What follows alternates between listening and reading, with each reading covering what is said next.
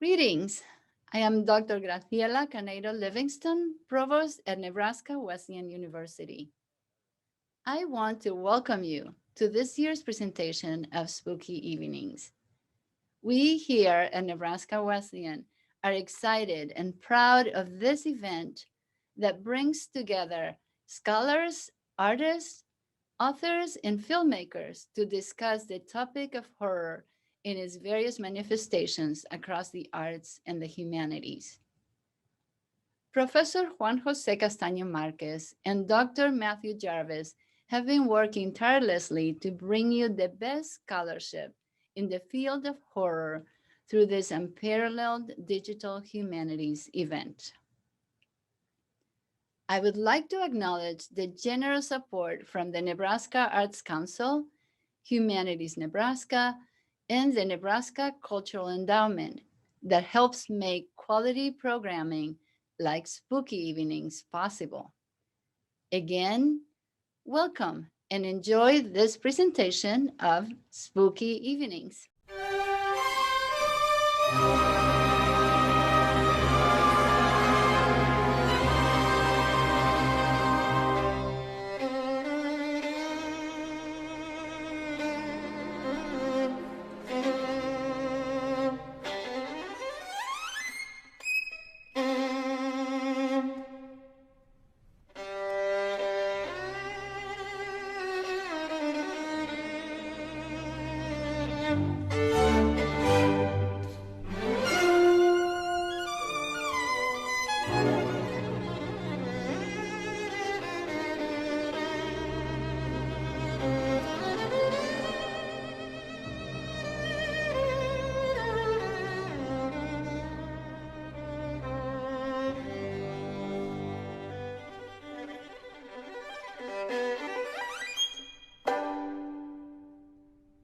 Tonight on Spooky Evenings, Dr. L. Andrew Cooper presents a talk entitled Cinematic Method and Narrative Madness Behind the Witchery of Dario Argento's Three Mothers.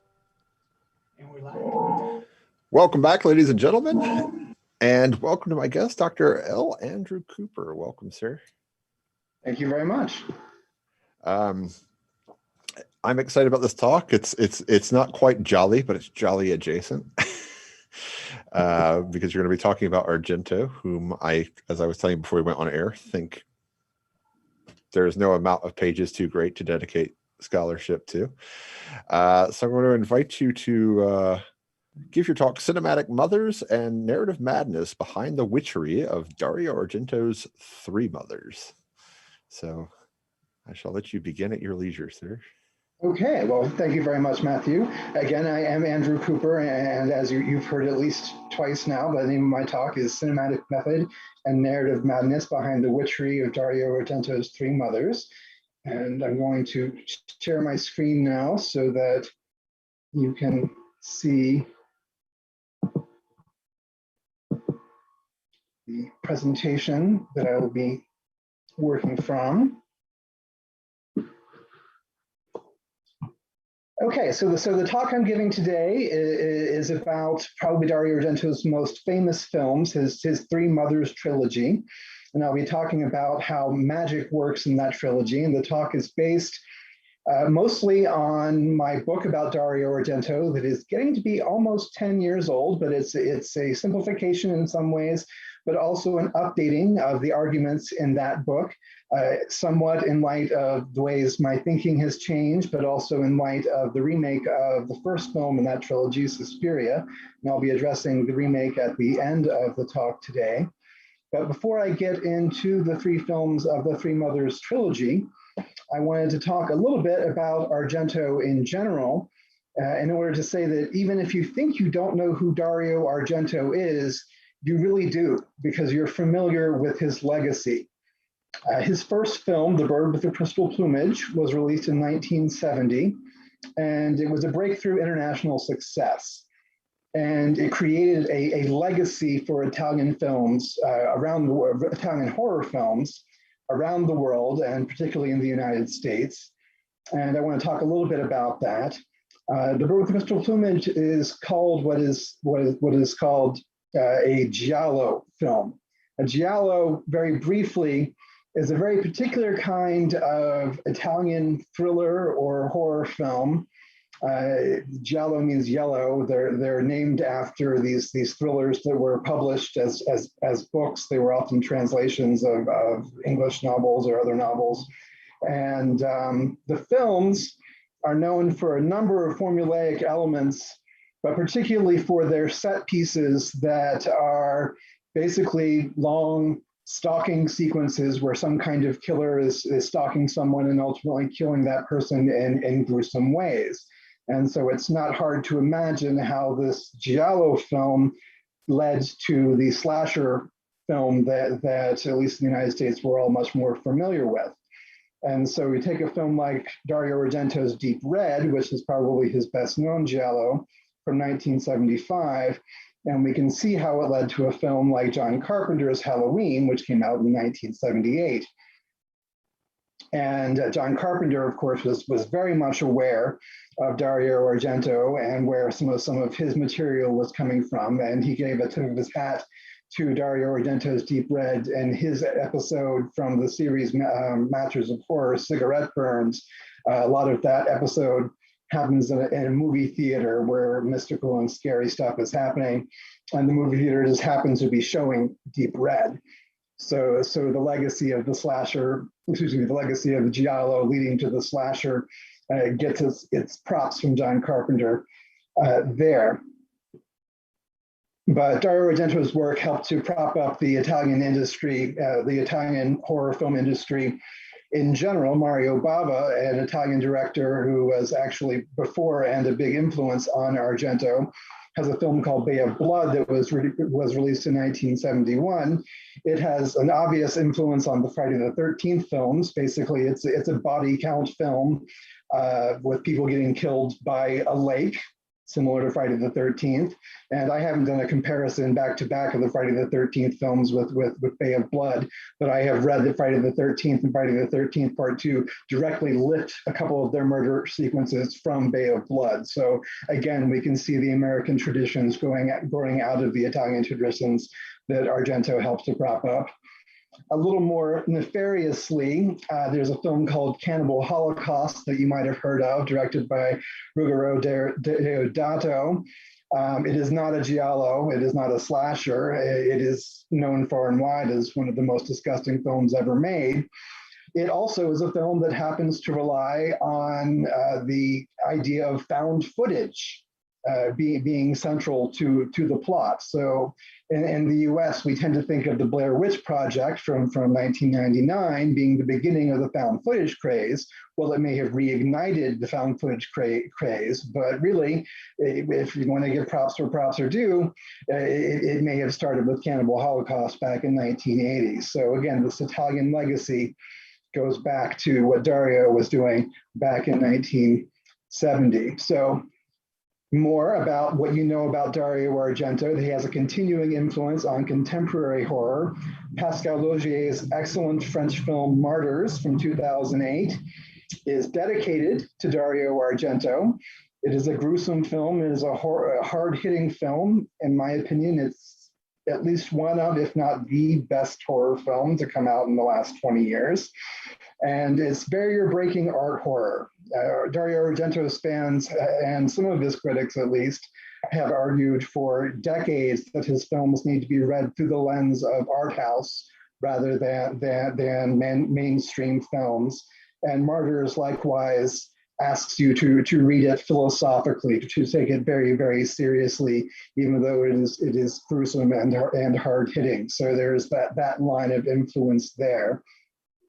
Another film we can think about is Marcus Dunstan's The Collection. Dunstan worked on the Saw series and then came out with The Collector and then The Collection.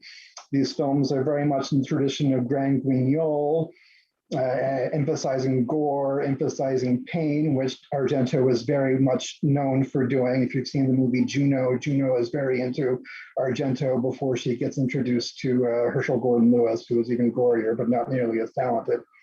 But in The Collection, Dunstan inserts a Hotel Argento as a major setting to pay his necessary homage to the man who helped to pioneer use of the Grand Guignol in creative ways in modern horror. So we've got that way that you might get to know Dario. And if 2012 just seems like way too long ago, maybe you've heard of the very recent film *Malignant* by James Wan. It has giallo elements that I won't take time to describe now, and stylized imagery that is very Argento-esque. And you don't have to take my word for it, because James Wan has said in interviews that he was influenced by Argento. The first half of the film in particular is very Argento-esque. When I first saw the film, before I read any of the interviews with James Wan, I kind of thought Dario Argento and David Cronenberg had a baby, and *Malignant* was its name. So we continue to see Dario Argento everywhere. So if you don't know him, you do know him, and you should get to know him better, because he's had this massive influence on contemporary culture. He's a cultural icon, and there are buildings that carry on his name. There is a store in Rome called Profondo Rosso, which is the Italian name of his film Deep Red, which I've already mentioned. And it is kind of a horror souvenir shop in general, but mostly a Dario Argento souvenir shop. It's where I got my Team Dario t-shirt that I'm not wearing today. But anything you can imagine that is Dario Argento related, you can find in Profondo Rosso. And they even have a little museum down in the basement where you can see things from sets from his films and various mock-ups of scenes of horror that you know, because you know Dario, or you should know Dario if you've made the pilgrimage to the store run by Luigi Cozzi, who worked with Dario on several of his films. So that's one place his iconicity has manifested itself. Also, there is a bar, the Cambiari Bar in Tokyo, that is designed after the look of Suspiria, which is the first of the Three Mothers films that I'm talking about today. You can see this window in particular is designed after a skylight in the film Suspiria. You'll be seeing that image again in a moment. So if you're a true Suspiria fan, I haven't done this yet, but eventually I'm going to get myself to Tokyo and visit basically the Suspiria bar. You know you've made it as a film director if people are making bars designed after your film. So those are a few ways that you already know Dario, and I'm going to help you get to know him a little bit better. Again, talking about what are probably his best known films, or at least his best known series of films. The Three Mothers films, which are Suspiria from 1977, Inferno from 1980, and Mother of Tears from 2007. I will give you super short plot summaries right now. Suspiria, a dancer named Susie Banyan comes from the United States to study dance at the famous dance academy in Freiburg, Germany. Unfortunately, it is run by a coven of witches, and deadly antics ensue. Inferno is about, very hard to say, pretty soon I'll be arguing that little at all. But Inferno, there's a woman named Rose who starts to suspect there's something very wrong with the apartment building she's living in. Turns out it's run by a witch. And after she snuffs it, her brother comes from Rome to New York, where the house is, to investigate, and he ends up getting involved in various deadly antics. And then finally, Mother of Tears is about the Mother of Tears, the third mother, the third major witch. Some magic implements are dug up. She rises to power in Rome and threatens to end the world. And only a woman named Sarah Mandy, who is played by Dario Argento, Dario's daughter, who happens to be a white witch, can defeat her. And in the attempt to do so, various deadly antics ensue. And that's all I'm going to say about the plots for now. I'll say a little bit more as I go along. But what I want to tell you, and I've written it out here, I'm going to read it directly off the slide. All three films, in different ways, subvert storytelling, subvert narrative sense to emphasize an audio-visual assault. These films want to overwhelm you. They make magic a matter of movie making. Magic is in how the movies come across. Witchcraft appears more as a function of cinematic technique, the way Dario uses his camera, and less as traditional representations of spell casting. I mean, yes, there are nods towards spell casting, but much more of the magic happens with the cameras and with the way the narratives fold, or in many cases, fail to unfold.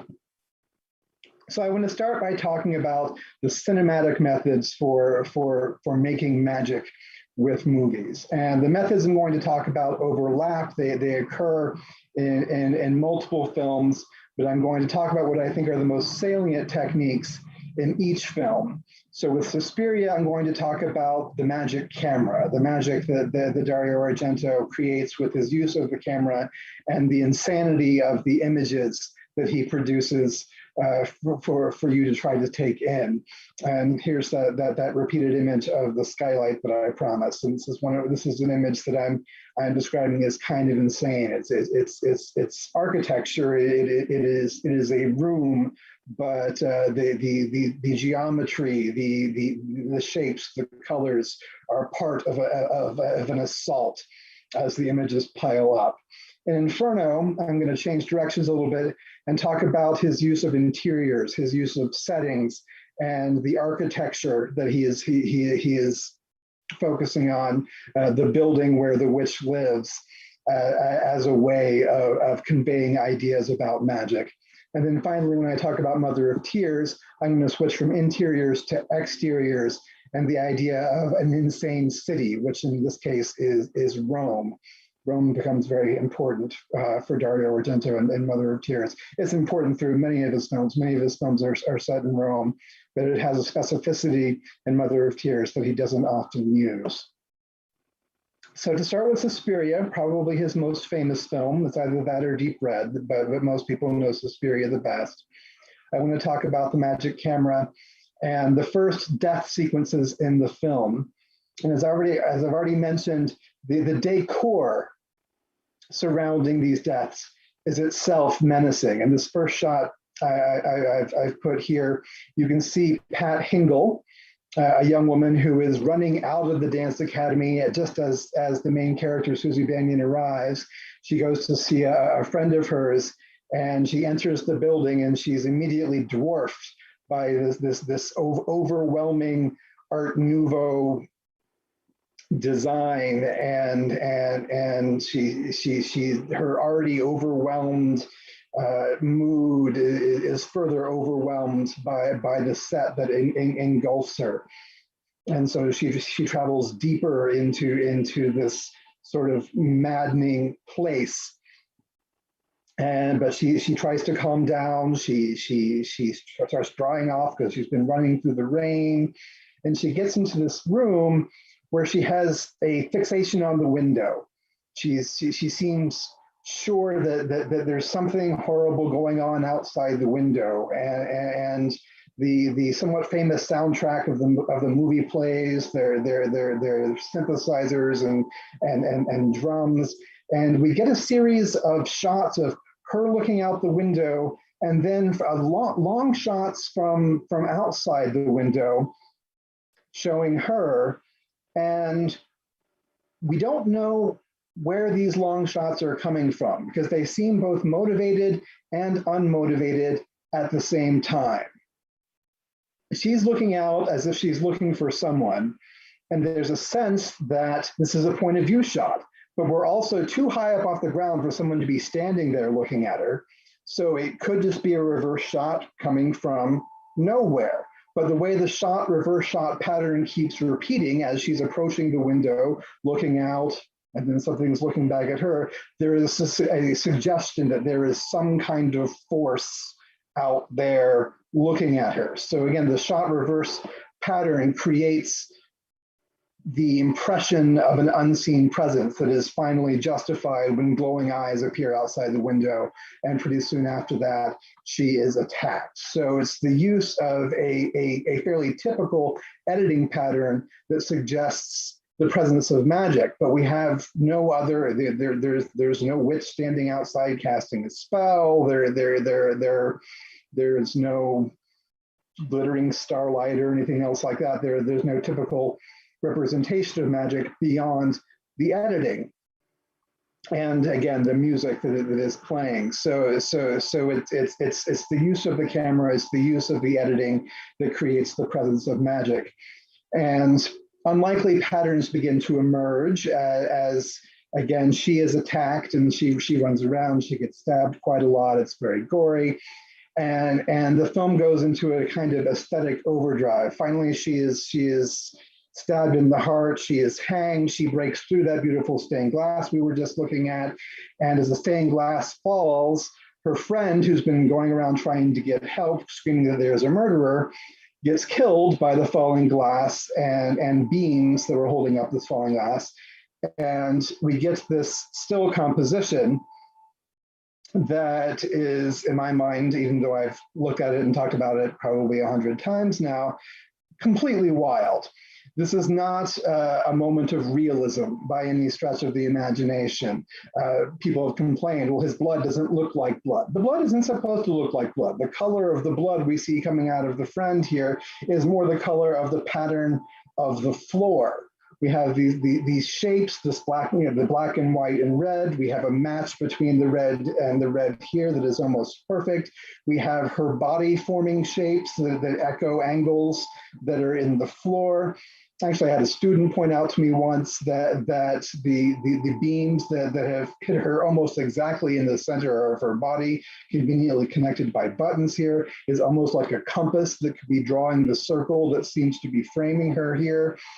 The composition of the image is an artwork. It is designed to be aesthetically, if not pleasing, at least arresting. The point of the image is art, or art for art's sake, an argument that I could go into at much greater length. But the point is that it doesn't need to make sense. It doesn't need to be realistic. There's something magical happening here, and the magic is in the composition, in the geometry, and so on. These patterns continue. Again, I mentioned Susie. Susie Bannion is the main character. She's a dancer. At one point in the film, she's going in for a rehearsal, and she's standing in the hallway outside of the rehearsal room, and she sees a woman and a little boy, and the woman is holding some kind of talisman, a piece of glass. I've never been exactly sure what it is. And a bright light shines off on it. And again, we get a shot, reverse shot editing pattern that suggests that something magical is happening. Susie holds her head. Okay, she's being affected in some way.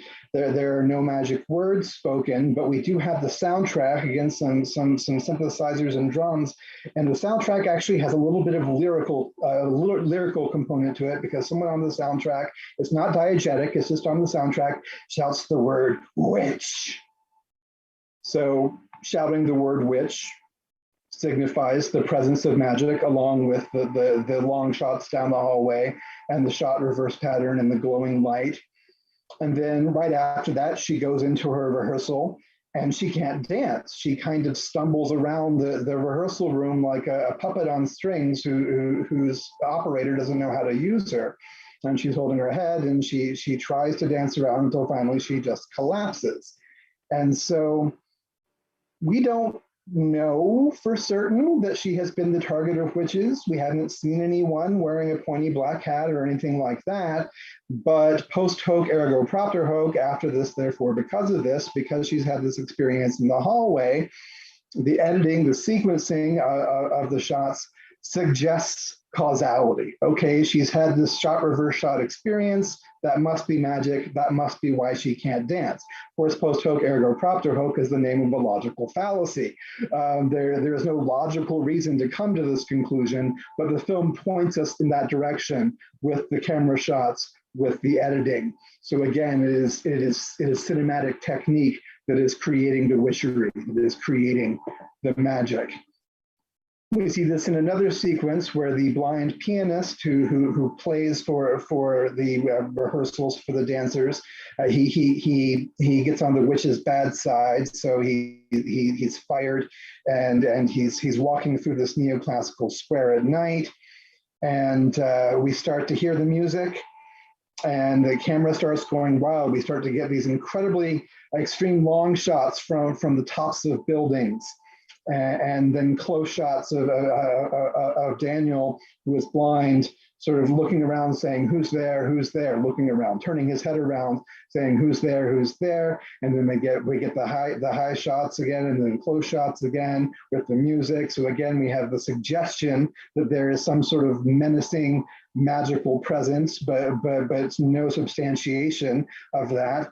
And in one of the most expensive shots, if not the most expensive shot of the film, we see what some kind of bird, possibly an eagle statue on top of one of the buildings, and the camera actually moves down on a wire from the top of that building toward Daniel as if it's attacking him, but it moves past it. We hear a fluttering sound as if the bird's coming after him, but there's nothing there. It moves past him and nothing happens at all.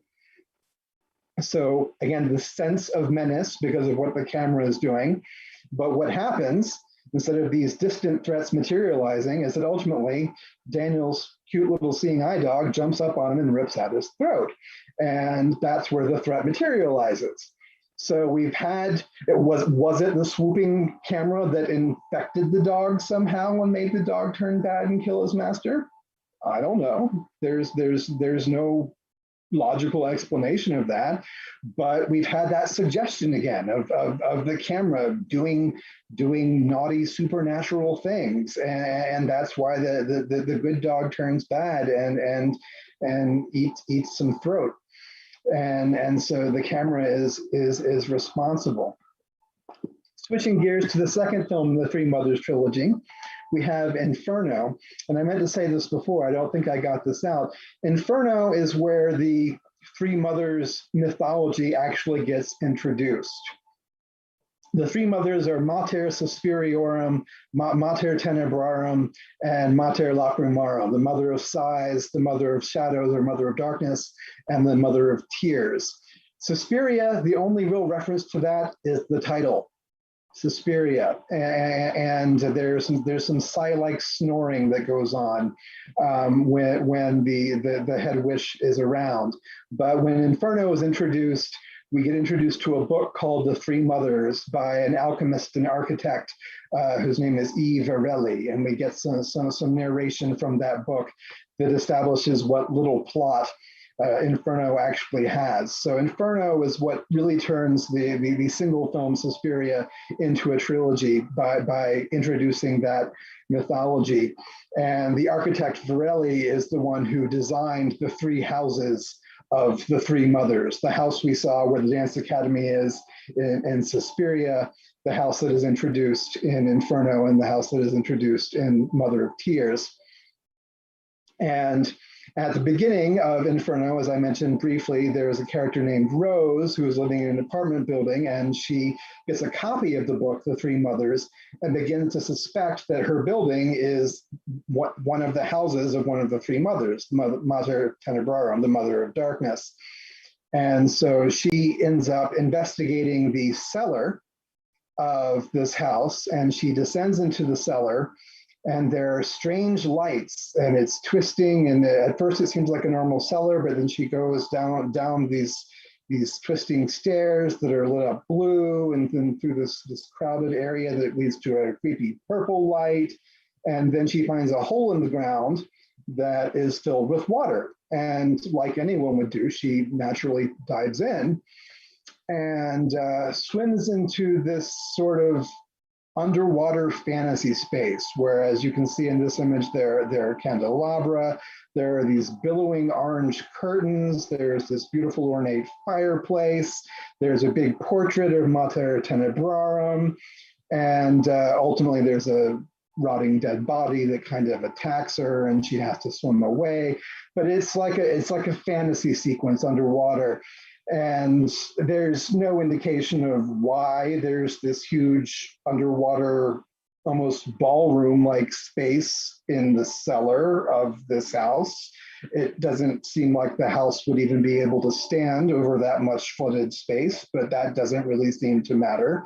It's a fantastic nightmarish space, and that suggests part of the magic of the house and the insanity of the architecture and the magic of the witch that ultimately runs the house. And we just have to take that interior with a grain of salt or without, I don't know. We just have to say, okay, that's the way it is. And that's the way it is because it's magical. Otherwise, it wouldn't work. So the interior establishes the magic of the house in Inferno.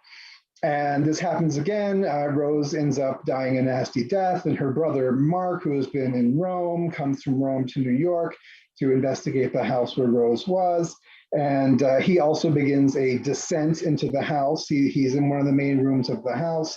He starts noticing ants climbing up through the floorboards. So naturally, he digs up the floorboards, and under the floorboards, after he crawls through a small space, he finds more house, big spaces with staircases and more rooms. And he descends deeper and deeper until finally he comes through this door, and he's in a room that is part interior room and part cavernous space. And the longer you stare at this image, the more you'll see like faces and bodies in the cavern. So it's an impossible space. Why would there be this space underneath this house and underneath the floorboards? It makes no architectural sense whatsoever. It's completely irrational, but it's also a kind of haunted, mystical space that he has to run through to meet with the Mother of Darkness, Mater Tenebrarum. So again, it's a magical interior. The architecture is completely irrational and insane, but it is part of his descent into the Inferno, into the deadly space of the magical mother. In the Mother of Tears, as I said before, we switch to the exterior and to the insanity of Rome. Once Mater Lacrimarum, the Mother of Tears, rises and gets her magic stuff that has recently been unearthed. There's sort of a spellcasting moment. One of the magical items is this really skimpy t-shirt looking thing with symbols on it. And the Mother of Tears is, of course, completely naked most of the time. But when she puts on the magic shirt, she says a couple of strange words. And after that, we cut to Roman exteriors and see a series of violent acts. And so first we see, and I tried to get an action image here, and it was hard to get, but we see a woman walking across a bridge with a baby in a stroller. She picks up her baby, gives it a little kiss, and then throws it over the side of the bridge. It hits a stone on the way down quite graphically, and then bounces into the water. And then she starts crying because, she's just murdered her baby and she doesn't know why. We cut from that to a scene of a woman on a staircase randomly stabbing a man. We cut from that to people smashing a car for no reason. Basically, it's as if we had these words, but they trigger a random sequence of exteriors going from one to another as if there's a contagion moving about. And so again, we have an editing or a sequencing that is establishing a kind of causality. So as I discussed before with relation to Suspiria, we have the suggestion of, well, this happens, and then this happens, and then this happens.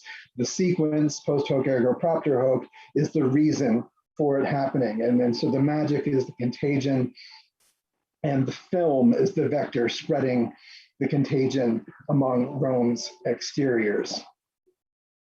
But the key point for all of this is that there's something irrational happening with the camera work, with the editing that stands in for witchcraft.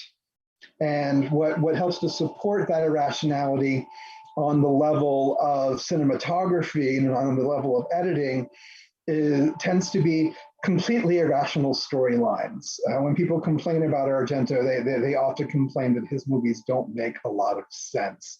And so I'm calling that a kind of narrative madness. And I'm defining that as minimizing, maximizing, or otherwise distorting narrative rationality in ways that defy cinematic norms. If you want a good story, well told, that wraps everything up nicely and sensibly, go somewhere else.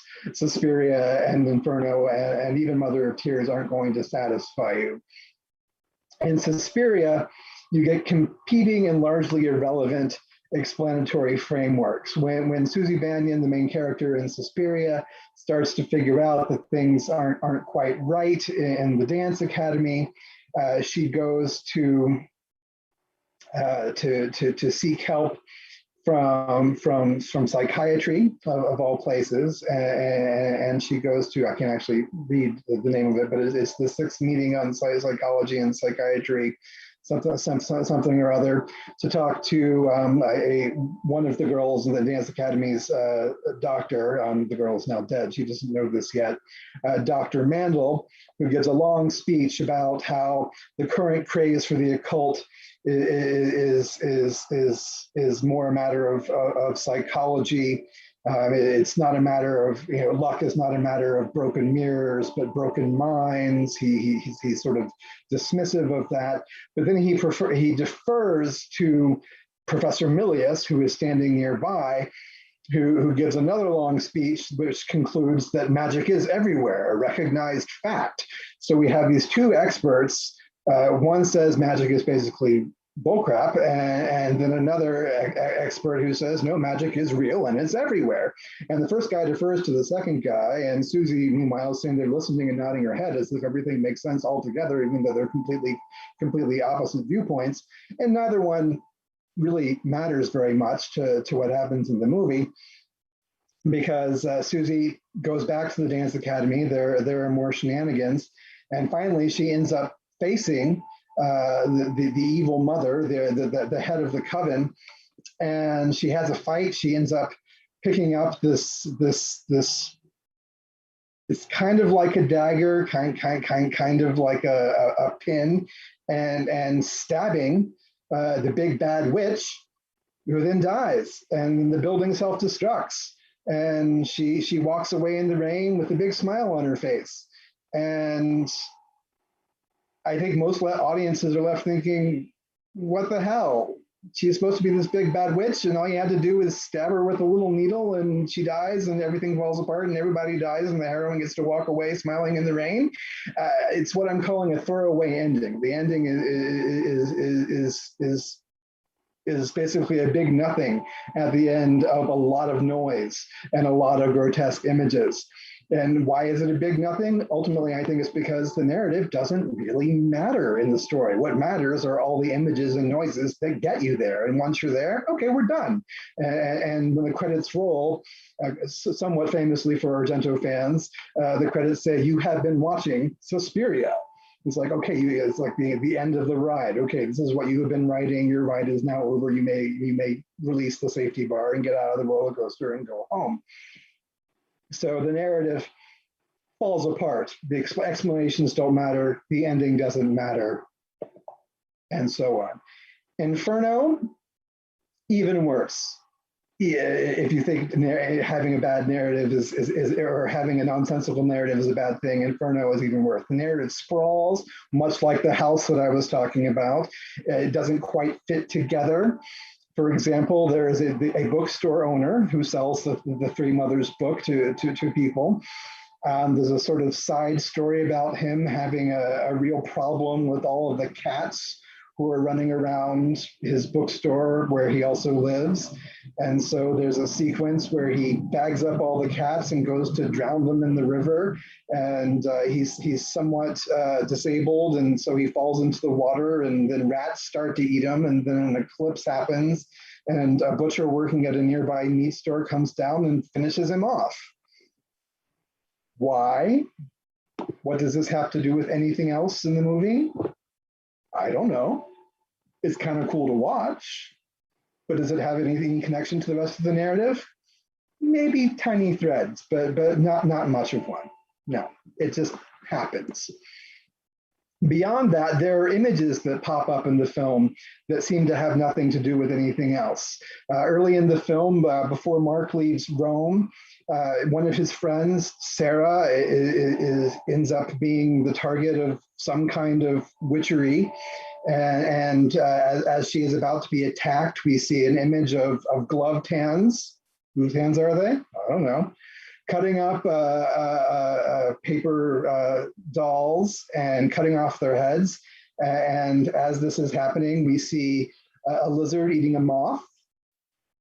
We see a woman being hanged. We've never seen this woman before, and we never see her again. She has no connection to the plot, such as it is, whatsoever. When Dario Argento was asked about her in an interview, he made some comment about, well, the city is in chaos. She is a symbol of death, something like that. And that's all she has to do. So she's extra diegetic. She has nothing to do with the film other than she's an image for the sake of having an image. Later, when Mark is crawling beneath the floorboards, there's a cat. We have seen the cat before, so the cat could be considered a character, just eating a rat. Why? It's kind of gruesome. I don't know. It's an image of death. We like those. And again, we have a throwaway ending. Mark gets down through all those layers I was talking about, finally meets up with the Mother of Darkness, and she kind of turns into a skeleton and everything's on fire around her and shouts about how the three mothers are all about death. And Mark runs away and the house burns down. And that's it. He doesn't even have to fight her like Susie did. He just runs away and the movie ends. So again, a throwaway ending, not at all satisfying after all the hijinks and gruesome deaths that we've seen.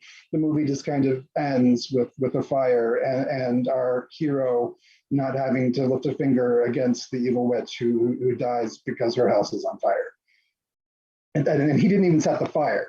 The fire was accidentally set by somebody else in the house. So throwaway ending, the narrative collapses, and that's the end of Inferno. Mother of Tears is a different story. Mother of Tears was released 30 years after Suspiria, and they had to do something a little bit different. And my argument is that instead of having a lack of a narrative, a lack of narrative coherence, Mother of Tears has a super narrative. Basically, as I said before, at the beginning of the film, these magic items are dug up, and then they go to a museum where the hero, Sarah Mandy, played by Dario Argento, is working with a colleague, and then these forces of the Mother of Tears break in and kill the colleague and steal the magic items, and this sets off Sarah on a quest to find out as much about Mater Lacrimara, the Mother of Tears, as she can. And most of the movie is Sarah going from place to place, person to person, gathering more and more information about the Mother of Tears. It's an exposition hunt. And every person she talks to, every bit of information, it's not like a mystery where there are red herrings and information that could point in different directions. Every bit of information she gets makes the Mother of Tears make more sense. And even Suspiria ends up making more sense. So first she wants, okay, there are three Furies, there are three graces, there's the triad in mythology. So the three mothers, of course, the three mothers make sense in terms of this ancient mythology. And then she goes to talk to this priest played by Udo Kier, who was also Dr. Mandel in Suspiria. And he explains that Sarah is actually a white witch, and so was Sarah's mother. And Sarah's mother did battle with Mater Suspiriorum before Susie Bannion ever got there. And Sarah's mother weakened Mater Suspiriorum, and that's how Susie Bannion was able to kill her so easily. So really, the ending of Suspiria made sense, even though for the last 30 years we've been thinking it didn't. And so the throwaway ending gets explained, and Mother of Tears is not going to have any kind of throwaway ending, because we know that Mater Lacrimae, Mother of Tears, we never really had any idea what the motivation was for the witches in the other two movies. But we know what she's going to do is bring about the fall of Rome and bring about a second age of witches.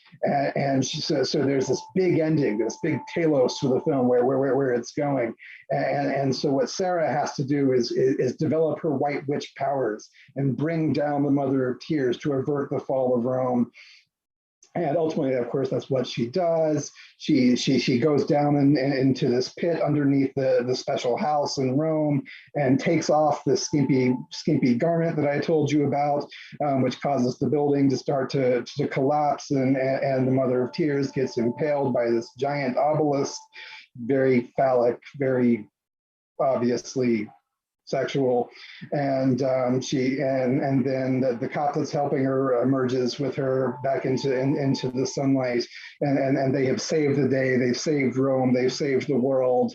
The ending is totally worthwhile, but still very, very silly, because there's just been a super abundance of sense to this film. So much like Susie was at the end of Suspiria, they are in this image, they are smiling and laughing at the end, because whether you have an excessive narrative like the super narrative I've been talking about, or an impoverished narrative like the narratives I talked about in Suspiria and Inferno, you still get an undermined narrative. People have called the narrative of Mother of Tears completely campy. One review said, if you'll like Mother of Tears if you're willing to laugh instead of feel chills, because it is absurd the extent they go to try to create a sensible story. And so characters are still sort of brushing off everything they've gone to at the end and just laughing about it. So now I want to turn to the remake of Suspiria that was released just a few years ago in 2018. This remake was about 10 years in the making. And Dario Argento was against it from the beginning, back when it wasn't Luca Guadagnino, it was going to be David Gordon Green for a while. And when I talked to Dario shortly after I finished my book, which is about 10 years old, it wasn't on the record, but he was totally against the remake. There was just no need to remake it. The film was fine how it is. So he was destined to dislike the film no matter what happened with it. But after it was released, when he went on record, I got the quote from an interview on IndieWire. He said, "It did not excite me. It betrayed the spirit of the original film. There is no fear. There is no music. The film has not satisfied me so much." There is no fear. I really like the film myself. I think there are some very scary moments. The music is by Tom York. I'm a Radiohead fan. I think the music's pretty good, but it's certainly very different from the Goblin music. The band Goblin did the music for Suspiria, the original. So it's a very, very different kind of film. And I've actually written elsewhere about what Suspiria 2018 does that is similar to what Suspiria 1977 does. But what I realized studying the film a little bit more is that what's lacking in Suspiria 2018 is exactly what I've been talking about so far in relation to the other three Mothers films, and that's the madness, the movie making as magic. Suspiria 2018 actually makes sense, not too much sense like Mother of Tears, but it's a very logical film. And so it doesn't rely on the camera to make the magic for it. So in the remake of Suspiria at the Dance Academy, they are working on a work called Volk, and they are rehearsing it. And there is a sequence when Susie Bannion, still the protagonist of the film, is dancing, and another dancer who has fallen out of the good graces of the coven running the Dance Academy, Olga, she is trapped in another dance hall at the same time that Susie is dancing. And as Susie dances, Olga is thrown around the room in various horrible positions until she is twisted to death. So she's slammed against walls, her body is twisted. And there's a logical correlation between Susie's movements and Olga's movements established through match cutting. So editing is still doing the correlation, but there's a cause and effect relationship established not just through sequencing, but through matches of movements between the two actresses. And we can also see magic happening when Madame Blanc, the leader of the lead teacher for the dance troupe, touches Susie and leaves a little glow behind in her hands and feet. So we assume it's the glow that allows the match cutting relationship to take place. So we actually see magic and we see logic playing out in the way the magic works. And the only other thing I'll say about the Suspiria remake is that in the grand finale, it is anything but a throwaway. It is an explosion of on-screen magic, quite literally, in that when Mater Suspiriorum finally rises to do her worst, and I won't spoil exactly what's going on, bodies literally explode, and it is a symphony of carnage that again makes sense with everything that has gone on before and helps to lead to what I find to be a very satisfying conclusion to all of the film's mayhem. So Dario Argento was not happy with that way his nightmares have lived on, but Argento's nightmares are not going to be forgotten. Suspiria and Inferno and Mother of Tears, whether you love or hate them for their narrative madness and their wily camera work, they're distinctive, they're iconoclastic, and I would say they're unforgettable. And I just wanted to throw in that I see on IMDb that Argento has in post-production a new film, Black Glasses, that is supposed to be released in 2022. The man is 81 years old. So he is not stopping. He has more horrors to serve up to us, so we have more to look forward to. So I hope that you have enjoyed some insights into how he views witchcraft as a matter of cinematic movie making, and thank you for listening.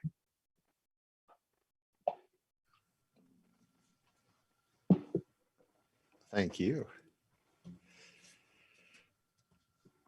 I feel like I should start with the heresy that you wrote upon us of Suspiria 2018. I'm gonna respectfully disagree. Okay, go for it. No, I agree that the film certainly didn't need to be remade, in my opinion. I just Suspiria 77 is one of my favorite films, if not just horror film. Oh, don't get me wrong. I like the 77 version much better. I just think 2018 is a good film. I will say I feel like if David Gordon Green had directed it, it would have been worse. I can agree with that. Yeah, I got a lot of feelings there. The casting in the 2018 was bizarre to me too. I mean, what is her name? Chloe Grace Moretz. My brain wants to alphabetize that name so badly. She had like this blip, right, where she was in all these horror reboots, right? She was in Dark Shadows, she was in Carrie, she was in Suspiria, and she didn't really seem to fit in any of them, and also none of them needed to be made, in my opinion. That's fair. I thought she was good in Carrie, but I didn't think the Carrie remake needed to happen.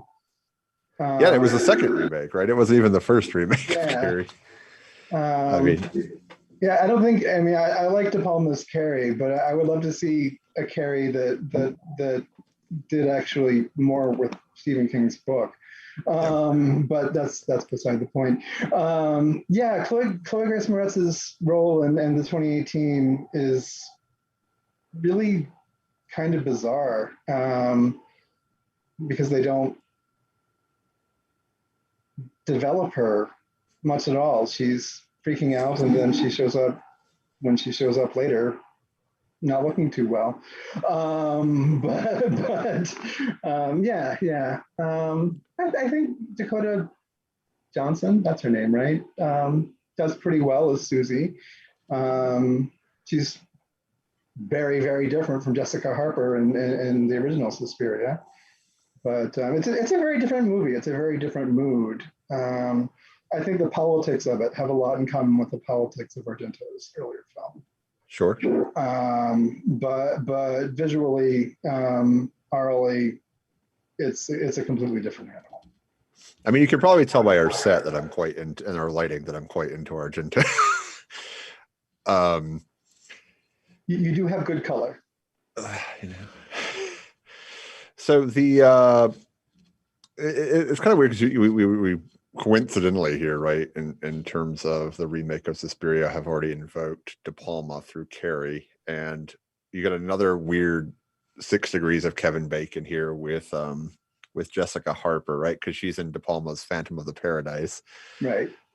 Before she's in Suspiria, and then of course Carrie itself borrows so heavily from De Palma borrows so heavily, despite whatever he wants to say, from Giallo film, particularly in terms of lighting and some of his camera techniques. Oh yeah. I mean, I think he takes one of De Palma's signatures, if not his main signature, is his use of, if not slow motion, then just really, really drawn out moments. And you can see Argento doing that from Bird with the Crystal Plumage. The most famous set piece in Bird with the Crystal Plumage is when a woman is trapped between 2 panes of glass, and we at least think she's been stabbed as the main character is looking in on her, and she's just reaching out, and the music is playing, and the set is sort of overpowering behind her, and it just goes on, and it's you would call it a De Palma moment if Argento hadn't been first. Yeah. I mean, also just at the end in the prom scene in Carrie too, right? He trifurcates, I guess the screen is split to 3, and shows us the same moment in simultaneity. I feel, Gilles Deleuze must have loved something like that, I feel like. yeah. Funny, I don't think he mentions De Palma in The Time Image. No, he makes up scenes that don't exist in Vertigo instead to make his point. He's not with us anymore. I can say that. That's fair. Yeah. I can critique Deleuze. But yeah, I mean, it is fascinating to see just those connections and sort of how that transculturates in terms of, as I said at the beginning, not Giallo adjacent, right? With Dario Argento here. It's interesting. You at the beginning you brought up cigarette burns, so I want to stop on that because that's my favorite one of the Masters of Horror series. We also, our first guest in this series this year, Richard Chismar, wrote one of those, which is the Washingtonians. So again, just a weird full circle. Though I guess I've talked to enough people, I'm just going to start being 1 degree from everything. But yeah, I mean, that's an interesting, almost Argento-esque story into itself, cigarette burns, in terms of the plot. It feels like something that comes out of post-war horror Roman cinema, more so than fitting into the rest of that series. And I just wanted to see if you had any more to say about that episode, because I haven't watched it in many years, but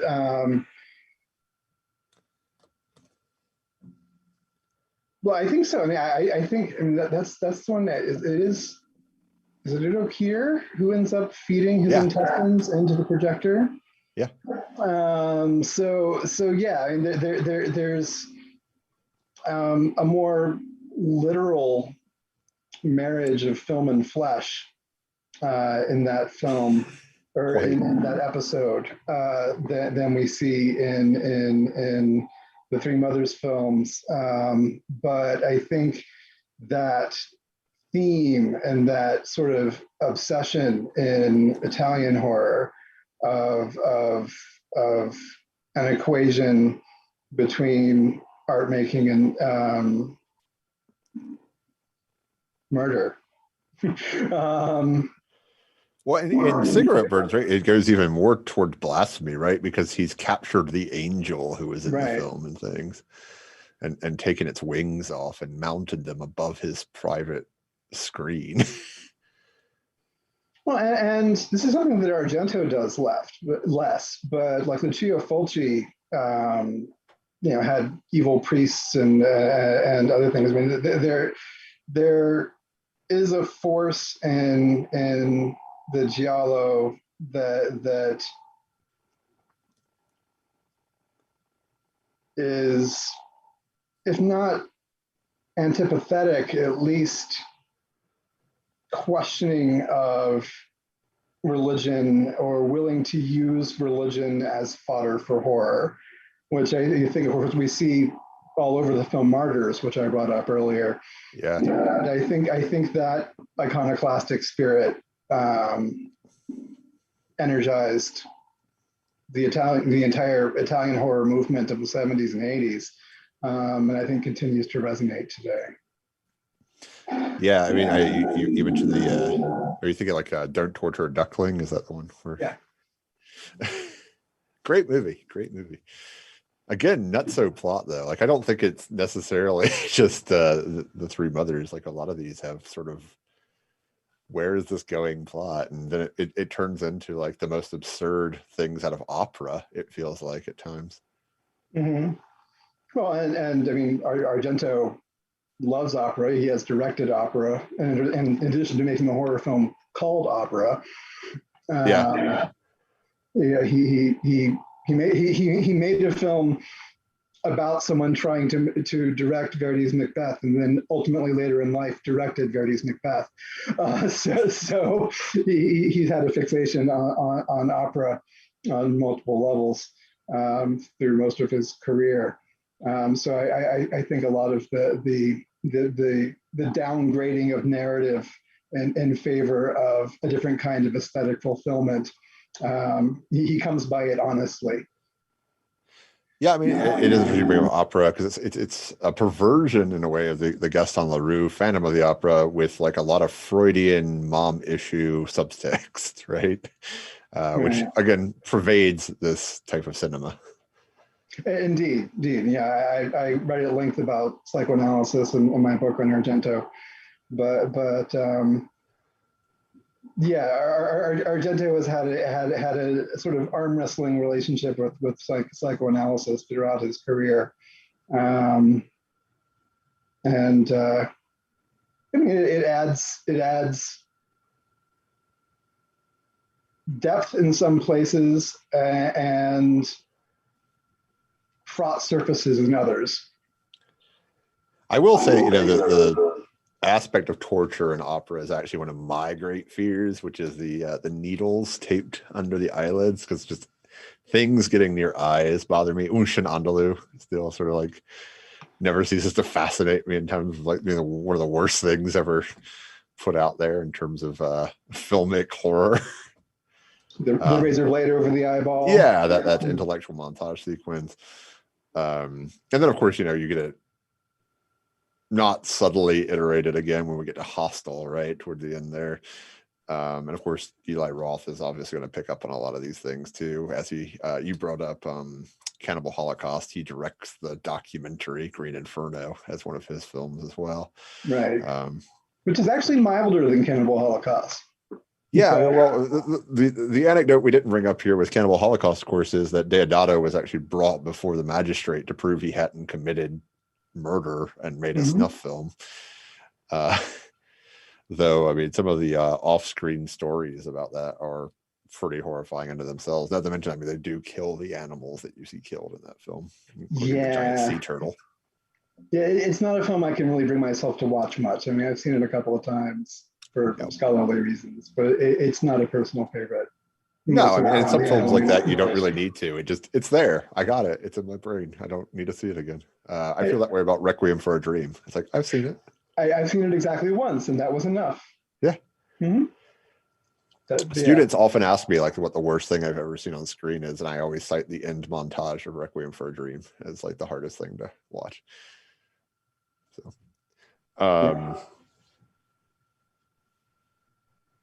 Let's see. You mentioned Gordon Lewis. I wrote my what? You don't like Blood Feast? I think Blood Feast is okay. Actually, I like The Wizard of Gore. Okay. But I just don't think he quite has the skill of Dario Argento. I mean, Blood Feast, I think the legacy of Blood Feast is that it got made into a reality by Michael Allig after he'd murdered somebody and was like a birthday party club theme at the Limelight in New York in the 90s. And sort of like this unraveling of his own personal psychosis. So I think that's actually might be the more notorious legacy of Blood Feast. Just to share that. Now, when I think of Lewis, after he finished filmmaking, he kind of went into technical communication, which I taught some when I was at Georgia Tech. So I think it's kind of funny that those two parts of my life intersect in the figure of Herschel Gordon Lewis.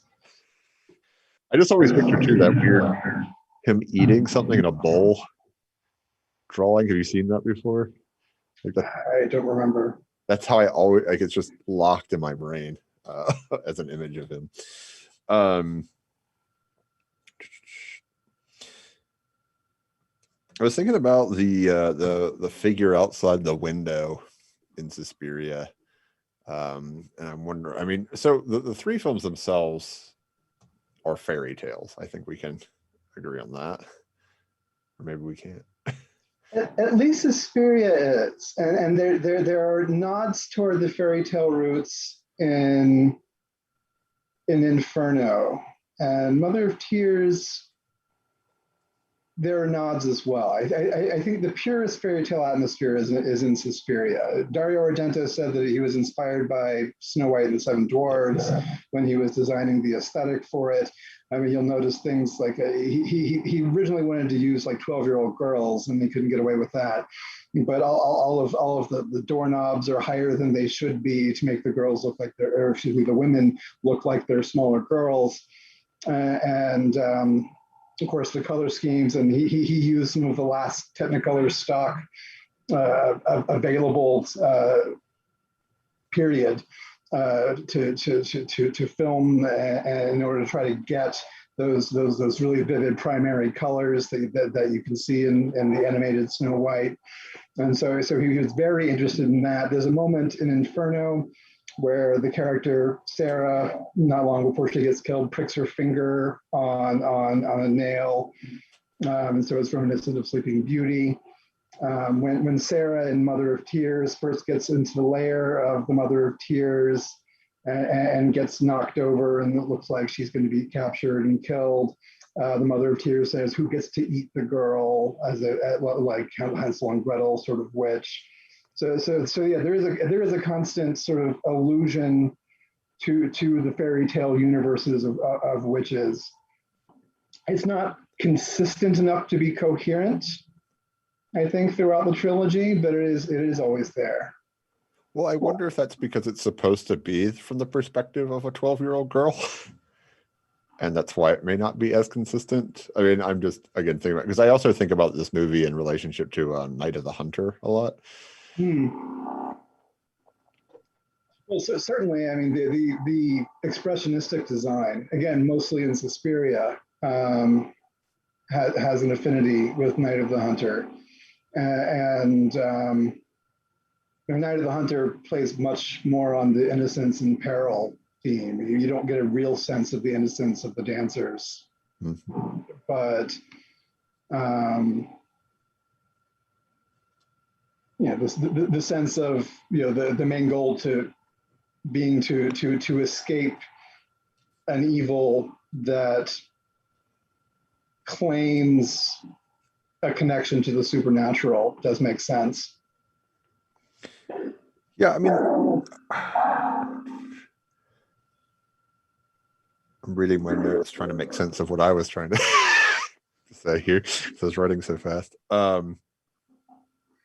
Oh, the death you showed in the first death in Suspiria, where she looks sort of plated, I would say. I was starting to wonder when Nuevo Cuisine emerged in relationship to that image. Couldn't tell you. But it has a similar aesthetic to that too. It's just like the splattering. And I was thinking of the opening of American Psycho from 2000 as well, the Mary Hammond movie, with the same sort of concept and that same sort of like use of red. Because of course in American Psycho at the beginning it's a raspberry sauce, I believe. But it does look plated like Nouveau Cuisine. So I'm like wondering when what's his name, Mossiman's cookbook for Nouveau Cuisine came out in relationship to that image as well, as a different read. I like that. I had never thought about that. So that's yours. Write it out. Thank you. That's all that's in the book, just that sentence and then a picture. I need that. I need somebody to let me just publish my random thoughts on horror and just, here's this thing. It's a footnote, but it's this page. I liked this idea of the witch house through architecture. Like there's an architectural design to witch houses. Well, that's all Argento. I mean, I can't claim that. The architect for LA in mostly in Inferno, but then his book comes up again in Mother of Tears, talks about how he designed their evil houses that help them to rule the world through pain and darkness and the suffering that brings tears, and so somehow the houses are integral to their power. I wrote down in my notes too when you were talking about the plots not making particular sense. I was like, well, God, I hope people don't watch Coscarelli's Phantasm then if they don't like movies that don't make sense. It's just another thought on that. I was wondering too, in the psych clinic scene, it does echo Rosemary's Baby a little bit as well. In terms of both the dialogue and the construct, or like the finding out, and of course they both sort of reveal witchcraft, right? And I didn't know if there was any link up there between the two. Rosemary's Baby, obviously in 73 or 68. I'm sorry. 68. I transposed The Exorcist and Rosemary's Baby there. I am sure Argento knew the movie, so I can imagine that figuring into the script he wrote with Dario Argento for Suspiria. The idea of getting some authoritative exposition involved in the revelation of witchcraft, but the difference being that I find the exposition in Suspiria to be largely useless. And again, as I pointed out, self-contradictory, whereas I think it is a catalyst in Rosemary's Baby. Sure. So and I make a similar comparison between the ending of Bird with the Crystal Plumage and the ending of Psycho, where the ending of Psycho, of course, we have an expert come and explain Norman Bates, and we have a similar moment of posturing where someone comes out to explain everything psychologically at the end of Bird with the Crystal Plumage, but it gets totally interrupted by the noise of a plane landing, and it's completely undermined, even though we have a similar mechanism at work. And so I see Argento using these explanatory devices and breaking them at the same time. In the final scene too, it's rather funny too, because we actually get a literal bird with crystal plumage in the ultimate scene as well. That beautiful peacock lamp. Suspiria. Well, and that's where she gets the pin dagger-like thing to kill Mater Suspiriorum. It's from this very 70s looking objet d'art. Yeah. I've looked long and hard and cannot find one of those suckers. So I'm mildly obsessed with that bird. It's also it probably goes without to mention here. This is Joan Bennett's final film as Madame Blanc. Yes. I think a lot of us think of her from Dark Shadows, but I think Argento probably wanted her for her role in the Fritz Lang film. Yeah. Scarlet Street. Well, it's funny because she wanted the free trip to Italy, which she deeply regretted because the shooting schedule was so horrible. But yeah, it's a strange role for her too. I mean, because it's also just kind of a throwaway role in the original, not so much in the remake.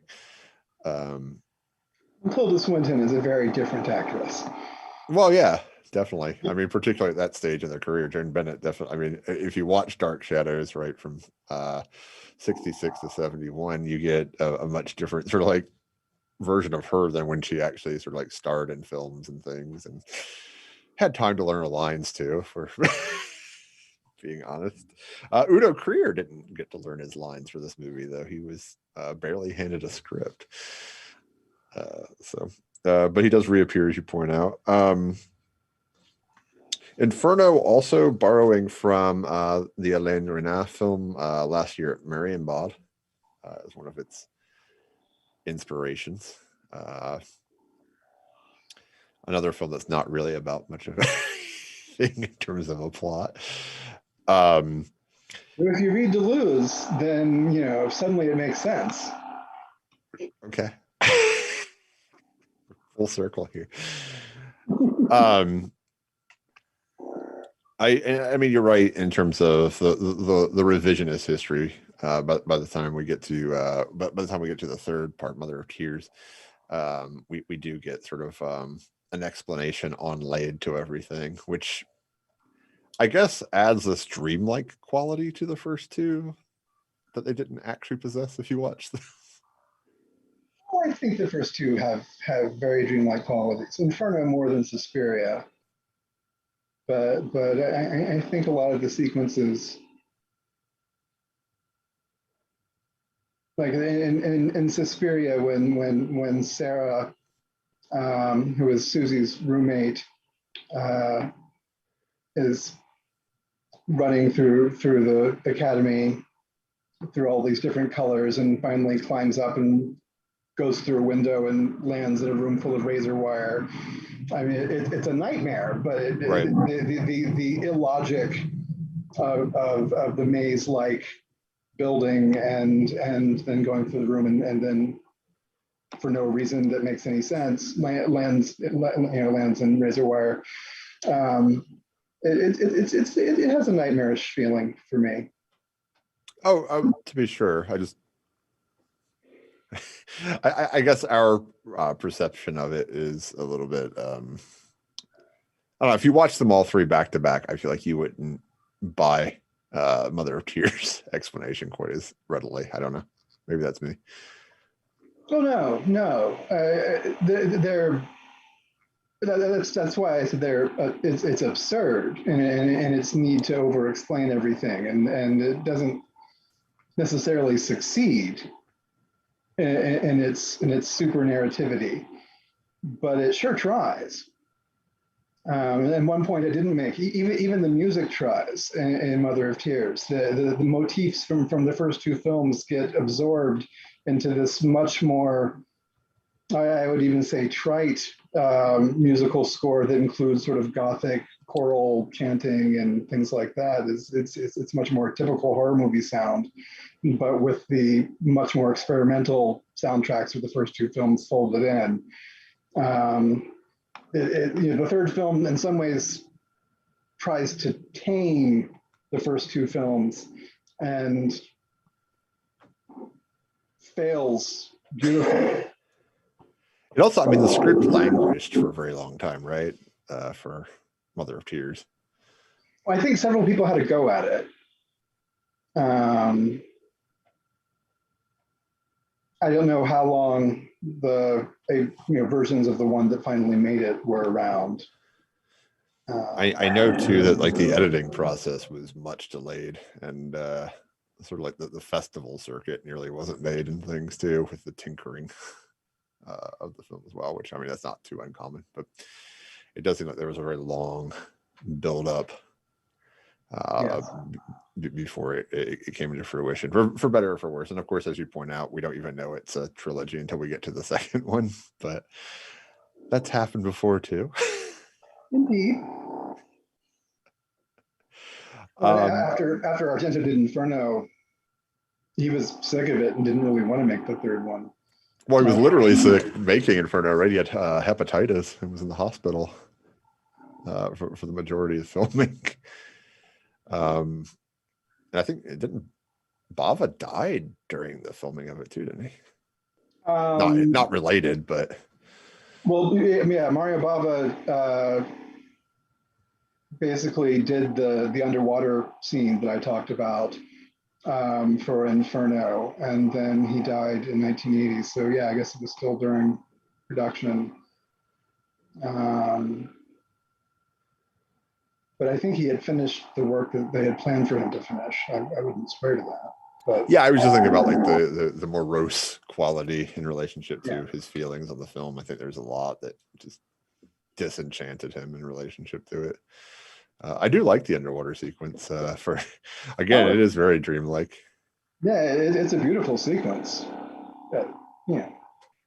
My only point was that it doesn't make any sense, but it's beautiful. The more I think on this remake, now I'm wanting the Wes Anderson remake of Suspiria, I think. Oh, spare me. With the saturated color palette, it works fine. I want to thank you so much. Only Anderson trademark, then maybe. Oh, wait, true. Too much symmetrical composition. It could be Tilda Swinton again, though. It would be fine. I want to thank you so much for being on. I really appreciate it. I'm always happy to hear somebody talk about Argento or any Italian horror, really. And I think more people need to do it. Just get out there, do it. More new stuff. I want to invite everybody to take the survey that Juan is dropping into the various chats. I want to remind you to tune in tomorrow night for ST Joshi, and to remind you also to stay spooky. Thank you very much for having me. Thank you. I really enjoyed it. Like I said, there's not enough out there, I feel. And it's weird because, I mean, I don't know, Argento's super popular. Giallo's super popular. And I don't see a lot of contemporary scholarship on it. I don't really understand why. There will be more. Maybe you've inspired. Maybe you've inspired a bunch of people tonight. Oh, that would be lovely. Yes. Follow in my footsteps. Write about Argento. Write about Giallo.